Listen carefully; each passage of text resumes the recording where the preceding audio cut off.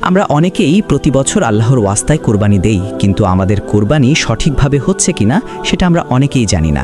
আজ আমরা জানব কিভাবে সঠিকভাবে কোরবানি দিতে হয়। কোরবানির ফজিলত ও কোরবানির বরকত কি কি?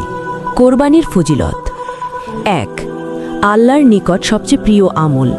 হাদিসে এসেছে, ঈদুল আজহার দিনে কোরবানির চেয়ে প্রিয় কোনো আমল আল্লাহর কাছে নেই। ২. আল্লাহর নৈকট্য অর্জনের মাধ্যম। কোরবানি শব্দের অর্থই হল নৈকট্য।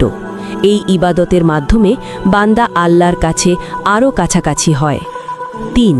প্রতিটি পশমের বিনিময়ে সাওয়াব। কোরবানির পশুর প্রতিটি লোমের জন্য আল্লাহ তাআলা সাওয়াব দান করেন, এটা বিশাল ফজিলত। ৪. কিয়ামতের দিন উপকার করবে। কোরবানির পশু কিয়ামতের দিন বান্দার জন্য সুপারিশ করবে, এটা হাদিসে উল্লেখ আছে। ৫. তাকওয়া বা আল্লাহ ভীতি বৃদ্ধি পায়। আল্লাহ তাআলা বলেন, তাদের মাংস বা রক্ত আল্লাহর কাছে পৌঁছায় না, বরং তোমাদের তাকওয়াই পৌঁছায়। ৬. গরিবদের সাহায্য করার সুযোগ। কোরবানির মাধ্যমে গরিব দুঃখীরা মাংস খেতে পারে, এতে সমাজে ভালোবাসা ও সমতা তৈরি হয়। ৭. ঘরে বরকত ও রহমত আসে। যে ঘরে কোরবানির হয় সেখানে আল্লাহর রহমত ও বরকত নাজিল হয়। কোরবানির বরকত। ঘরে রহমত ও বরকত আসে। হৃদয়ে তাকওয়া বা আল্লাহ ভীতি বৃদ্ধি পায়। গরিব দুঃখীদের সাথে সম্প্রীতি তৈরি হয়। রিজিক বৃদ্ধি পায়।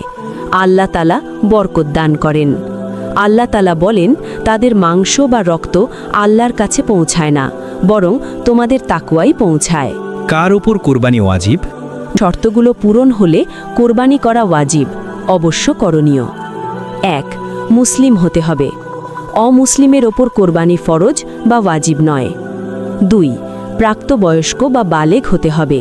শিশুর ওপর কোরবানি ওয়াজিব নয়। ৩. সুস্থ মস্তিষ্কের অধিকারী। পাগল বা অপ্রকৃতিস্থ ব্যক্তির ওপর ওয়াজিব নয়। ৪.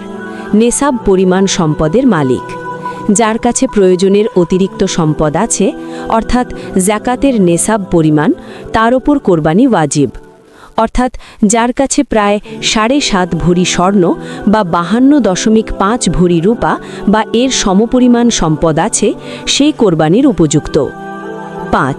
মুকিম বা ভ্রমণরত নয়। মুসাফিরের ওপর কোরবানি ওয়াজিব নয়। সুতরাং কোরবানি শুধু ধনীদের জন্য নয়, বরং যারা সামর্থ্যবান তাদের জন্য আল্লাহর পক্ষ থেকে একটি পরীক্ষা। এটি শুধু পশু জবাই নয়, বরং ত্যাগ, অনুগত্য ও তাকওয়ার পরীক্ষা। ভিডিওটি ভালো লাগলে লাইক, শেয়ার এবং চ্যানেলটি সাবস্ক্রাইব করুন।